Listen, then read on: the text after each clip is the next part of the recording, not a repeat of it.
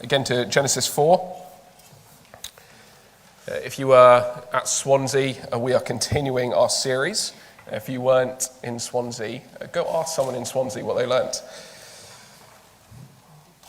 Genesis 4. A man named McAllister Hull. He was one of the American physicists who helped develop the atomic bomb that was eventually dropped over the Japanese city of Nagasaki in 1945. And when the bomb dropped and detonated, it killed around 40,000 people in an instant. And McAllister Hull, he was interviewed years later in 1995, and he was asked, what was it like for you as soon as the bomb dropped? What are your reflections on that moment as soon as the bomb dropped? And he said this in the interview. He said, immediately, both of us who knew the score began to think, okay, what have we done? What have we done? And it's that same thought, that same question that is lingering in the air after Genesis 3.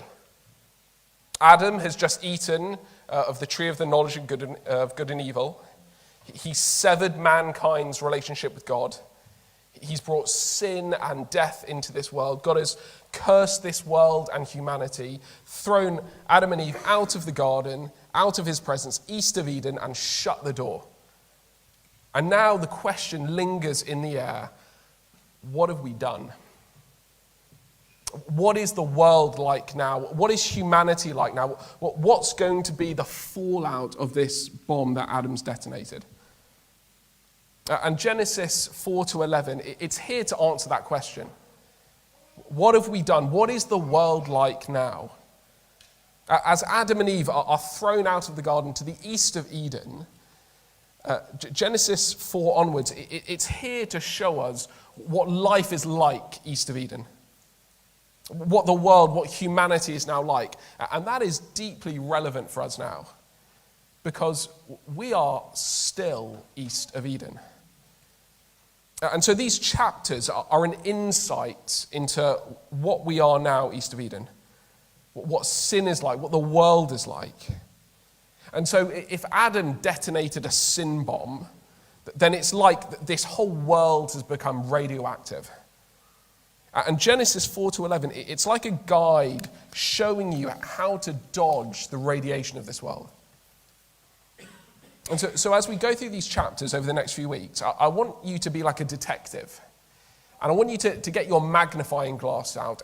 And I want you to spot what these chapters have to say about sin. But that's not the only thing that we should look out for. Radiation isn't the only thing we should expect after the fall, because chapter 3, it ends with a promise. Look back to Genesis 3:15. Just Genesis 3:15. God, he promises something to the serpent, to Satan. He says, I will put enmity between you and the woman, between your offspring and her offspring. He shall bruise your head, and you shall bruise his heel. This is God's promise to Satan and to us, that this world won't be completely consumed by sin. Radiation won't completely wipe out this world. Humanity is not going to be completely abandoned by God. Yes, as we leave this garden and as we head east, yes, we go ahead into this world, into our lives with sin, but we also go with God's promise. A promise that God will put enmity between Satan and the woman. A promise that they won't be friends. Instead, she's going to be friends with God. And also, do you see, God promises that there'll be two families in this world. The offspring, the children of Satan, and the offspring, the children of Eve. Two families. And God promises that these two families are going to be at war. Do you see? I will put enmity between your offspring and her offspring. Now, the offspring of Satan, this isn't talking about little demons running around this world. No, this is talking about humans who will follow Satan. It's talking about unbelievers.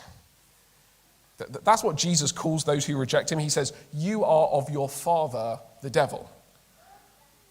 And Paul says this in Ephesians. You remember when we were in Ephesians? Before conversion, we are following the world, the flesh, and the devil. And here in Genesis 3:15, God promises that there will be a family, a group of people in this world who in their unbelief will belong to Satan, which shouldn't be a surprise after the fall. But what is a surprise is that God promises another family, the offspring of the woman. And that family, that group of people will have enmity, opposition against Satan's family. This is a promise that there will be believers in this world, people who are friends with God, and that family is going to be at war with Satan's family. Two families at war in this world. That this is the promise that God will build his church. And on top of that, God promises, did you see, that through Eve, through this believing family, there will come one offspring, one child, one man, a son. And he will come to bruise Satan's head, to crush him. A son to end evil in this world. He shall bruise your head, Satan. This is God's promise to have a people, and from that people there will be a son, and that son will save the world. And so we leave Genesis 3 on a cliffhanger. Who is this son going to be? And when's he coming? And so, yes, we enter Genesis 4. We head into the east of Eden asking, what have we done? But we also go out asking, but what is God about to do? And so the story we're in now in Genesis, it's the story of sin and a son. We are to enter these chapters and head east with our magnifying glass out, looking for two things, sin and a son. What have we done? What is sin like? And what is God about to do? Where is this son? So if you want to understand what this world is, who we are, what God is doing here in history, then listen closely to Genesis. And so let's leave the gates of the Garden of Eden, head east with our magnifying glasses out, looking out for those two things, and let's see what we find. And the first thing we come across is that God is doing just as he promised. God is creating two families. That's my first point today. God is creating two families. So we're expecting sin and a son. And how does Genesis 4 begin? It's a promising start. There's a son, verse 1. Now Adam knew Eve, his wife, and she conceived and bore Cain. And Eve knows that this is no ordinary birth. She says, I've produced a man with the help of the Lord. She has this promise in her mind that this is a woman clinging to God's promise. And as she holds her son, she knows God is keeping his promise. But there's also another son, verse 2, Abel. Two sons, Cain and Abel. And so if we have our magnifying glasses and we're looking for a son, then this is a promising start, east of Eden. Maybe the serpent crusher is here. But we see these brothers aren't alike. There's a deep difference between them. And that difference, it shows up in worship. So Cain, he's a fruit and vegetable farmer. And Abel, he's a shepherd. He's got sheep. And we see, even from the beginning, humanity is worshipping God. That these two sons bring offerings, sacrifices to the Lord. Cain brings his fruits, and Abel brings the best of his sheep. But the Lord isn't happy with one of them, verse 4. And the Lord had regard for Abel and his offering, but for Cain and his offering he had no regard. The Lord delights in Abel, but Cain he isn't happy with. Now, we aren't told why here explicitly, but the New Testament, it gives us an insight. The book of Hebrews says this about Cain and Abel. It says, by faith, Abel offered to God a more acceptable sacrifice than Cain. The difference is not that one brother is more impressive than the other. Abel isn't more likable than Cain in God's eyes. Abel hasn't earned God's favor in some way. No, the difference, the key is faith. One son trusts in the Lord, knows that God is worthy, knows that the Lord is to be feared and served, and the other son doesn't. And you can even see that in their offerings. Did you notice? Abel, he offers his firstborn sheep, the most precious of his animals, the best of his meat, the fattest bits. But look what it says Cain brings. It just says, an offering of the fruit of the ground. It's not the best he has. There's no mention of anything special here. It's like Cain kind of rummages around in his stock, around just trying to find something. Oh yeah, here you go, God. There's something I've got. Yeah, there's a bit of fruit. And the Lord isn't happy. And not because God is happier with a leg of lamb rather than with apples. No, it's because one son worships with faith and the other doesn't. One loves the Lord and thinks he's worthy of everything and trusts in his God, and the other doesn't. And the difference in their offerings, it just reflects that faith. And so 5 verses in, and we see God's promise is already coming true. We see God is creating 2 types of people here, 2 families, a family of faith and a family of unbelief. And this is how the world is divided east of Eden. There are those who know God is worthy, who know it is a good thing to serve him, who know God is so great, he demands my soul, my life, my all. Abel knew that. And there are those who think how they live before God, how they approach him, what they give to him, they think it doesn't matter. That God should be happy with whatever we do and however we live. Even if we just give him the scraps of our life. That's Cain. And that's the unbelief of this world. People are existing before God and thinking God should be happy with them just the way they are. They don't think about him or love him or give him the time of day. They give him scraps. And God isn't happy. Because God doesn't want your scraps. He wants your heart. He wants you to have faith in him.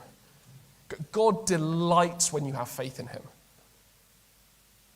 And so it should make us think, am I giving God the best of my life? Or am I giving him my scraps? And how does Cain react to all this? Verse 5. He's fuming. He hates it. He hates that God isn't happy with him. He hates that he can't approach God how he wants. He hates that God deserves so much. He hates that Abel's right with God, but he isn't. And he's fuming. He's filled with anger and jealousy. And God asks him a piercing question. Why? Why are you so angry, Cain? Why are you so angry with me and with your believing brother? Come on, if you just trust in me, you'll always be accepted. Why are you so angry? It's a probing question to unbelief. It's a bit like, have you heard this? You know when an unbeliever gets so angry about the idea they're going to hell, even though they don't believe in it? It's like that. Why are you so angry? What's going on in your heart there? Well, God provides the answer to that. He tells Cain what's really going on inside of him, verse 7. Sin is crouching at the door. Its desire is for you, but you must rule over it. Why is Cain so angry? So angry with God? It's sin. And do you see the picture God gives? Sin is like a beast. Sin is like a monster. A crouching monster ready to pounce, ready to devour and tear apart. And it's crouching just by your front door. So if your life in your heart is like a home, the monster of sin, it's crouching just at the door, ready to sneak in and devour you. And its desire, its appetite is for you. And so in this world, east of Eden, this is what life is like now. That there is a powerful force, that there's a monster at play in this world. But it's not out there. It's not a talking serpent out there anymore. No, it's in here. Sin is crouching at the door of each and every heart here. When Bethany and I lived in America, we went on holiday to the mountains in North Carolina. And the one thing that we were told to watch out for is bears. If you're going hiking, watch out for bears. The one thing you do not mess with is a bear. Well, this is like God is telling us, as we head out of the garden, as we live east of Eden, this is the one thing you need to watch out for. Sin is crouching at your door. And so God says, you must rule over sin. Otherwise, it will rule over you. Because when you let it in, look at Cain. It becomes anger and jealousy and bitterness, and it devours you. And we can see that in our lives. We saw it this morning with Naomi. You start grumbling. You open the door to a little bit of that grumbling, and sin pounces in, devours you, and before you know it, your whole life becomes a life of complaining and bitterness and anger towards God. You let one lustful thought in, you entertain that, you welcome that through the door, and it takes over your mind, and it's all you can think about all day. And so as we head east, what have we done? This is what we've done. This is the human heart now. And so pick up your magnifying glass. We find a son, two sons. It's a promising start, but we also find a monster, sin. And that monster has devoured one of the sons. God has created two families, a family of faith and a family of unbelief. And as we go on, we find east of Eden, not only do these two families exist, but these two families are at war. That's my second point today. These two families are at war. So remember, God promises conflicts between these two families. And this is what we see, because what happens next? Verse 8, Cain meets Abel in a field, rises up against Abel, and kills him. Sin really does devour, doesn't it? It began with an angry thought, and it ends with blood spilled in a field. If you went to Holiday Bible Club, do you remember one of the lessons? Wrong thoughts lead to wrong words and wrong actions. This is exactly what happened with Cain. From an angry thought to the first murder in human history. And so this is a stark warning to us. If you are angry with someone right now, if you are jealous, if a thought like that is lingering in your head, if sin is crouching, don't let it rule you. Confess that anger to the Lord right now. Put that anger to death. Because we can't think we're better than Cain. No, we all have the capacity to be like Cain. This is why people get shot on campuses. This is why we have blood splatter analysis. This is life east of Eden now. And so God asks Cain, he asks him, where is Abel, your brother? And does this question remind you of something? It's like God asking Adam, where are you? After he ate the fruit. Sin always has a way of repeating itself. And how does Cain respond? Don't ask me. My brother's nothing to do with me. Just like Adam, he tries to cover his tracks. But God knows our secret sins. Cain can't hide this body. And so God asks the question, still lingering in the air, what have you done? Cain, what have you done that the voice of your brother's blood is crying to me from the ground? It's like the wrongness, the injustice, the horror of Abel's murder. It's such an affront to God's creation, so heinous to the God of life. It's like Abel's blood has seeped into the soil, and you can put your ear to the soil and you can still hear the screams. Creation, it's like it's vibrating with injustice. And so God is very clear about how he feels about murder. God hates murder. God cannot forget or ignore the blood spilled this side of Eden. The blood on that Utah campus cries out to God. The blood on the streets of London cries out to God. The blood of the unborn cries out to God. And it cries not just generally, it cries to God. And this is actually a great comfort for every family member of someone who's been murdered.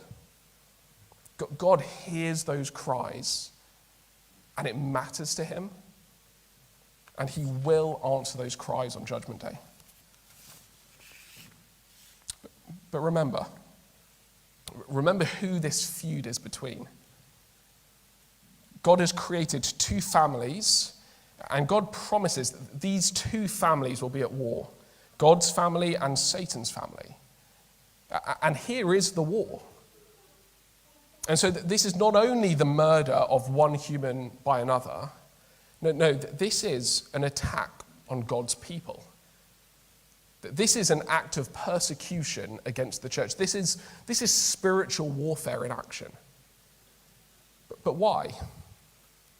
Why does there have to be a conflict like this? Why does Satan's family have to be against the family of faith? Well, remember, who is coming from this family of faith? The serpent crusher. So if you were Satan and you knew the Savior is coming from God's family, what would you want to do? You want to end that family. Kill it. End any hope of the serpent crusher coming. And that's what Satan is orchestrating here. He's out to stop the Son. He's out to end the church. So not just blood, but the blood of martyrs particularly cries out to God. God has promised that from the beginning. He's promised that God's people won't be welcome here east of Eden. We won't be at home. The church, it's going to be at war with the world. Godliness is going to be opposed by evil. And it began here with Abel. It continues with Abraham.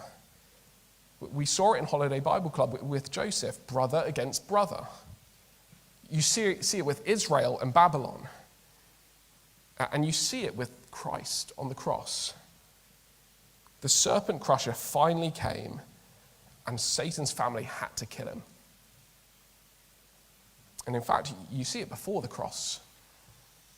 Think, who tried to kill Jesus as a baby?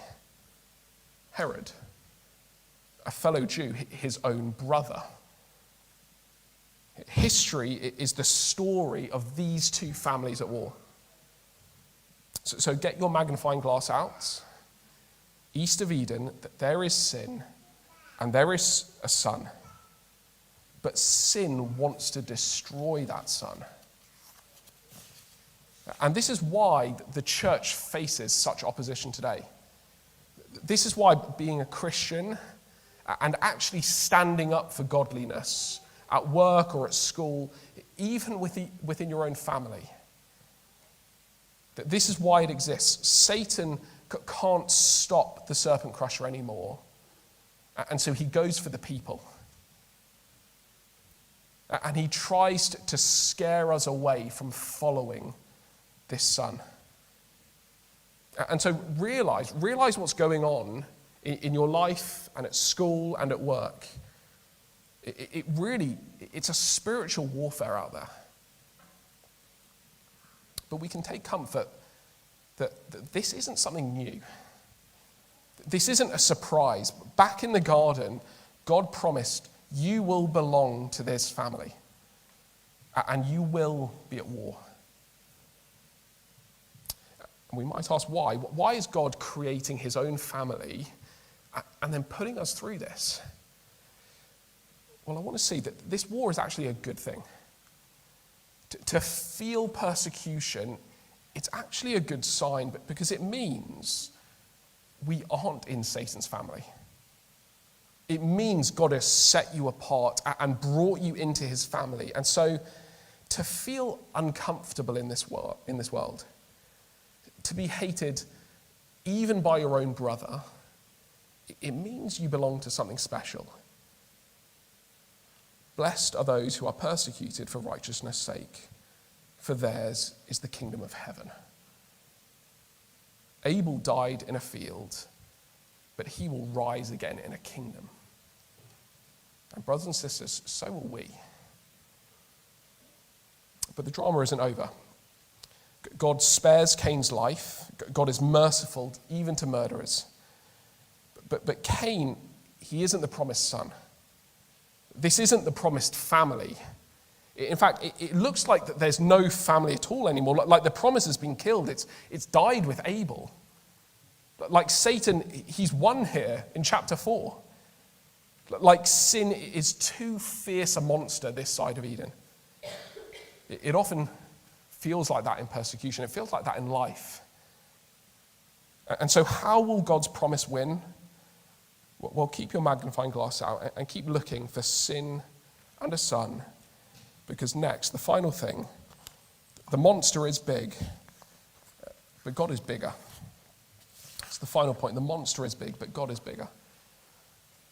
After Abel's murder, it looks like sin has won. And then to pour salt in the wound, if you keep going, it looks like the problem, it's actually only got worse. We follow Cain's family line. And by the way, Adam and Eve had other daughters. And so if you're wondering who did Cain marry, there you go. And so we follow the family tree and we end up at Lamech. And Lamech seems to be even worse than Cain. And in verse 23, this is actually a song. He sings a song about something he's done. What does he sing? I have killed a man for wounding me, a young man for striking me. Murder runs in the family. But this time, look who he's killed, a young man. Well, the word, it actually means young boy. And he boasts about it at the end of the song. Cain got away with it, but I'm really going to get away with it. And so he not only murders, he murders a boy. And then he boasts about it and then sings a song about it. It's like the monster of sin. It's grown even more just a few verses on. Adam hid when he sinned, but now Lamech is singing about it. This side of Eden, we make ourselves feel better about sin by boasting about it. It's no coincidence pride is called pride. And sin really has become a giant monster. It started with a bite of fruit in the garden, and now it's already become this. This is what we've done. And so it looks like this world is hopeless. like the promise has ended. That's how we can feel. Like the monster is too big in this world to do anything. Or the monster, it's just too big in my life. How can I rule over it? But look how this chapter ends, verse 25. And Adam knew his wife again, and she bore a son and called his name Seth. For she said, God has appointed for me another offspring instead of Abel, for Cain killed him. Another son, Seth. And what family does he belong to? Verse 26. At that time, people began to call upon the name of the Lord. It's a believing family. The church continues with Seth. The gates of hell did not prevail. And so, east of Eden is dark. It's bloody. Sin is a big monster. But listen to this. God is bigger. His grace is brighter. And even through the blood and sin of this world, look what he does. He brings a son. He brings a family. And this is what he can do with you. However hopeless life feels for you, however messy the family that you've come from, however big the monster inside of you may seem, you need to know God is bigger. And he can bring light into your darkness. There is hope east of Eden. And it's found in a son. It's found in his only begotten son. Because God promises, if you have faith in the Lord Jesus Christ, sin will not, cannot rule over you. Christ is the son to break the power of that monster inside of you. The monster of this world. And so Satan and sin, it seems like he's winning this side of Eden.